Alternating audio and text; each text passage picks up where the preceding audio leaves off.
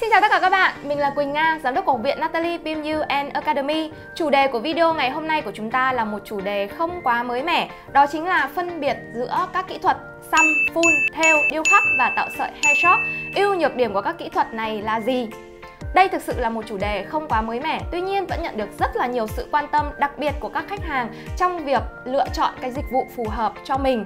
Và kể cả là các bạn đồng nghiệp đang làm nghề nhưng thực sự vẫn chưa phân biệt được chính xác giữa các kỹ thuật này có điều gì khác nhau. Chúng ta hãy cùng nhau đi tìm hiểu nhé! Đầu tiên chúng ta sẽ cùng nhau phân biệt giữa kỹ thuật xăm và phun. Xăm và phun sẽ có một điểm chung, đó chính là đều sử dụng máy phun xăm dập kim lên xuống tạo các tổn thương ở trên da, đồng thời mang mực lưu giữ lại ở trong da. Thế thì điểm khác biệt giữa xăm và phun đó chính là gì? Đó chính là độ nông sâu của tổn thương cũng như là độ nông sâu của mực lưu giữ ở trong da. Đối với kỹ thuật xăm, chúng ta sẽ đưa mực vào tương đối sâu ở trong da và tạo tổn thương khá là nhiều. Kỹ thuật xăm là một kỹ thuật khá lâu đời trước đây. Với kỹ thuật này, khi đã tạo tổn thương tương đối sâu thì thời gian phục hồi đi kèm với nó cũng khá là lâu. Môi làm xong, mày làm xong khá là sưng và thời gian phục hồi sẽ mất từ 1 cho đến 2 tuần, thậm chí là lâu hơn nữa. Thứ nữa là vảy tạo ra khá là dày, gây ra sự bất tiện cho khách hàng. Còn đối với kỹ thuật phun ngày nay thì sao ạ? Với kỹ thuật phun thì trong quá trình làm hoàn toàn không chảy máu, bởi vì phun chỉ tác động lên trên tầng trên của da thôi. Cụ thể đó chính là vượt qua tầng thượng bì và chớm nhẹ vào tầng trung bì nông. Cho nên nó hoàn toàn không gây ra tình trạng chảy máu. Cũng chính vì không gây ra tình trạng chảy máu nên phun sẽ hạn chế được cái việc trổ màu. Và cũng chính vì lẽ đó nên vảy tạo ra sau khi mà chúng ta thực hiện kỹ thuật phun khá là mỏng và thời gian phục hồi rất nhanh, chỉ mất từ 1 cho tới 7 ngày là khách hàng đã phục hồi và bong hoàn toàn xong hết rồi.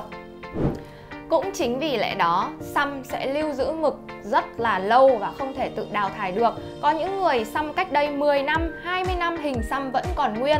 Tuy nhiên, màu thì sẽ bị trổ bởi khi tiếp xúc và tác động với máu và nước mô, màu sẽ bị biến đổi. Còn với kỹ thuật phun thì sẽ không giữ được lâu như kỹ thuật xăm. Thông thường sẽ chỉ lưu giữ được ở trên da từ 1 cho tới 2 năm mà thôi. Tuy nhiên lại không bị trổ màu và đẹp trong suốt 1 đến 2 năm đó.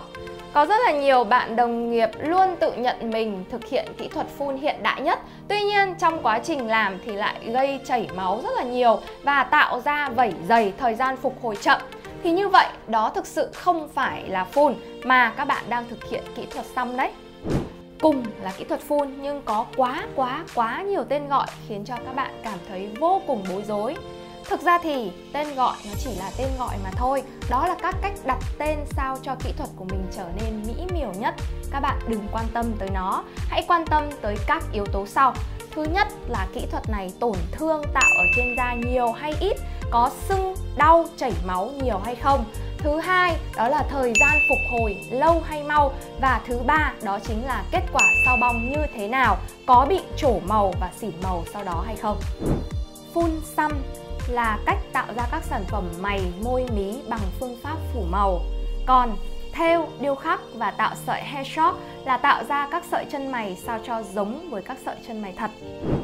Thêu là một kỹ thuật tạo sợi ra đời đầu tiên và sơ khai nhất. Chính vì vậy nó tồn tại khá là nhiều các nhược điểm. Sợi do thêu tạo ra sẽ to bản, xanh và khá là sâu ở trên da, đồng thời là kết cấu sợi rất kém tự nhiên. Để khắc phục được các nhược điểm của kỹ thuật thêu trước đây, tới năm 2015, điêu khắc đã có mặt tại Việt Nam với nhiều tính ưu việt hơn. Thứ nhất, đó chính là kết cấu sợi trở nên mềm mại hơn, sợi thanh mảnh hơn. Và thứ hai, đó chính là thời gian thao tác thực hiện kỹ thuật rất nhanh chóng. Vậy, bản chất của kỹ thuật điêu khắc là gì ạ? Đó chính là...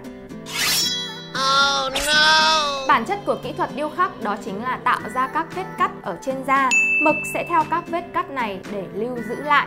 Chính vì vậy, khi thao tác kỹ thuật điêu khắc nếu như làm quá sâu có thể dẫn tới tình trạng bị sẹo.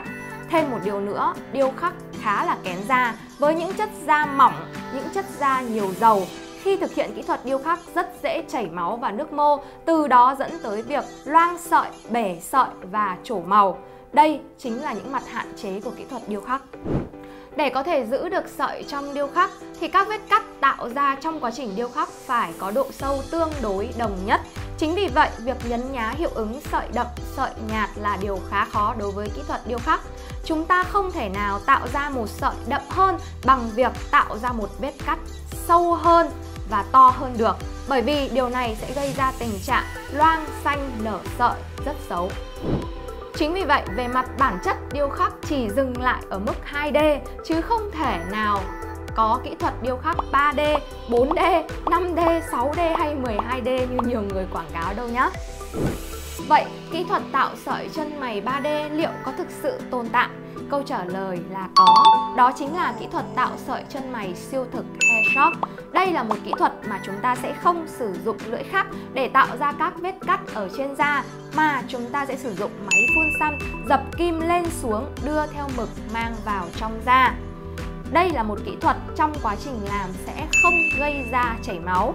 Chính vì thế, sau khi thực hiện xong kỹ thuật, bề mặt da gần như còn nguyên vẹn. Do vậy, người thợ phun xăm hoàn toàn có thể biến mình thành nghệ sĩ, có thể nhấn nhá được sợi đậm, sợi nhạt tùy theo sở thích và tạo ra những tác phẩm sợi chân mày 3D một cách xuất sắc. Sợi chân mày siêu thực Hair Shop không chỉ đẹp mà còn có nhiều tính ưu việt khác nữa. Đó chính là có thể thực hiện được trên những nền da rất khó. Ví dụ như những tình trạng da đã bị chai do làm phun xăm nhiều lần, do đã bắn laser nhiều lần, hoặc thao tác thực hiện được trên cả những chất da dầu và da mỏng. Sở hữu rất là nhiều những ưu điểm như vậy. Tuy nhiên, sợi Hair Shop siêu thực có nhược điểm gì? Nhược điểm lớn nhất của nó chính là quá khó để học và quá dễ để xảy ra tai nạn. Bởi vì kỹ thuật tạo sợi siêu thực Hair Shop là sử dụng máy phun xăm dập kim lên xuống, cho nên nó sẽ có độ rung. Làm thế nào để điều khiển tạo ra được một sợi không quá nông, cũng không quá sâu, đồng thời mượt mà theo ý muốn là một điều khá là khó.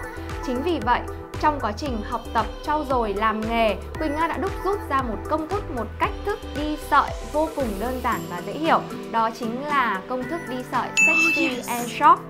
Và sắp tới đây, Quỳnh Nga sẽ có rất là nhiều bài học bổ ích liên quan tới kỹ thuật này nhé. Mọi người cùng đón xem nha! Hy vọng rằng những chia sẻ vừa rồi của Quỳnh Nga đã giúp cho các bạn có cái nhìn rõ ràng hơn, cụ thể hơn về sự khác nhau giữa các kỹ thuật xăm phun ngày nay. Đồng thời, từ đó giúp cho các bạn có thể lựa chọn được dịch vụ phù hợp và các bạn đồng nghiệp có thể giải thích rõ hơn cho khách hàng về những dịch vụ, về những kỹ thuật mà các bạn đang thực hiện nhé. Cảm ơn các bạn đã theo dõi video của Quỳnh Nga. Hẹn gặp lại mọi người ở những video tiếp theo. Mọi người đừng quên like và theo dõi các kênh của Quỳnh Nga nhé. Bye bye!